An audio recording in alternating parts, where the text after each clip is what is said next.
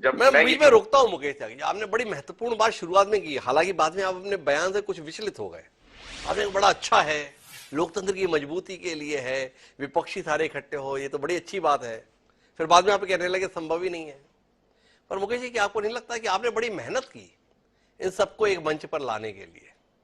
चुन चुनकर, जैसे जैसे आपने लोगों के संदर्भ, इनका आरोप है कि आपने प्रताड़ित किया, इन सबको दिख गया कि आपका मुकाबला अगर करना है तो मिलकर ही होगा। अपने इस योगदान के संदर्भ में, अपने इस प्रयास के संदर्भ में कि आपने जो एक दूसरे का चेहरा नहीं देख सकते थे, वो गले मिलने के लिए भी तैयार है। अपनी इस उपलब्धि के संदर्भ में क्या सोचते हैं? चूक तो नहीं हो गई? कुछ कम करना था, हर एक को नहीं करना था?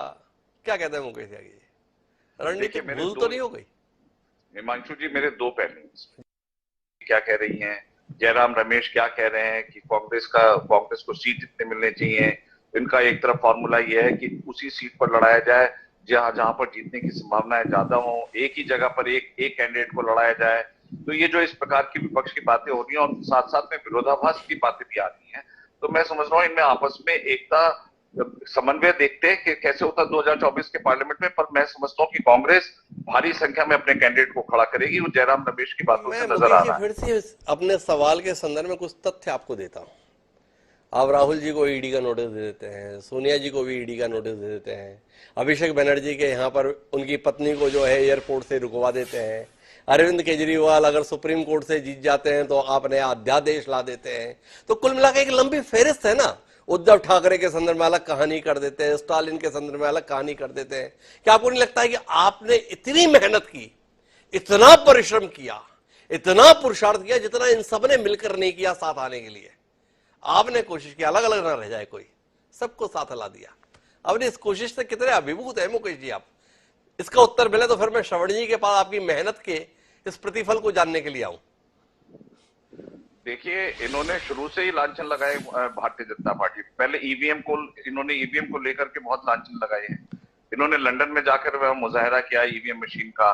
तो अब जब कर्नाटक में जीत गए तो इनका ये वाला जो है फुस हो गया। अगर पार्लियामेंट में हम लोग फिर से इलेक्शन जीत जाएंगे तो ये किसी ना किसी बहाने ईवीएम पे या और ऐसी चीजों पर बहाने, ईडी पे, सीबीआई पे, तो ये जो है खिसियानी बिल्ले खंबा खसाटे वाला काम है।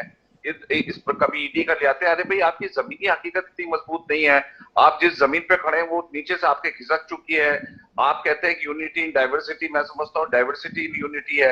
हर प्रकार से आप विभाजित है, हर प्रकार से विरोधाभास है, अंतर्द्वंद से आप लोग घिरे हुए हैं, विचारधाराओं में आपकी एकता नहीं है, प्राइम मिनिस्टर कैंडिडेट आपके पास नहीं है, कोई नाम नहीं है। किसके नाम से आप चुनाव लड़ेंगे जरा मुझे बताइए? प्रधानमंत्री मोदी के खिलाफ आपके पास वहीं पर आपका इंजन ही नहीं है। आपका तो अरे कमाल है मुकेश जी, आप तो अपना इतिहास ही नहीं पढ़ते भाई।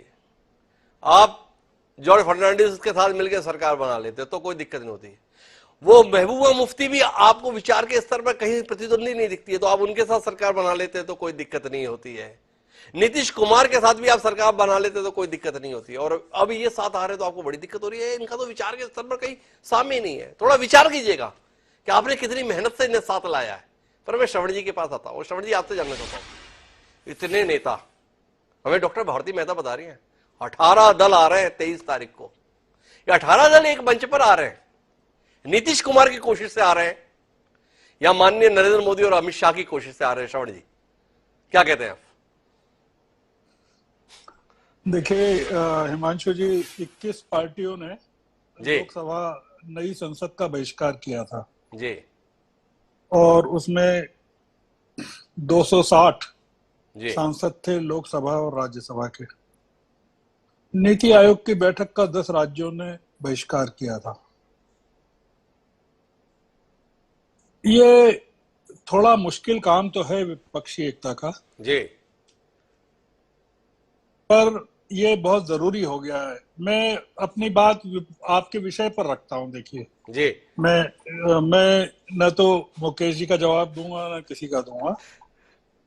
एक तो 1998 में मैं खुद था पचमढ़ी में, जी, पचमढ़ी कॉन्क्लेव में, जी, कांग्रेस की, और जी, वहां सोनिया जी से मेरी बातचीत भी हम लोगों की हुई थी। जी। पचमढ़ी का अगर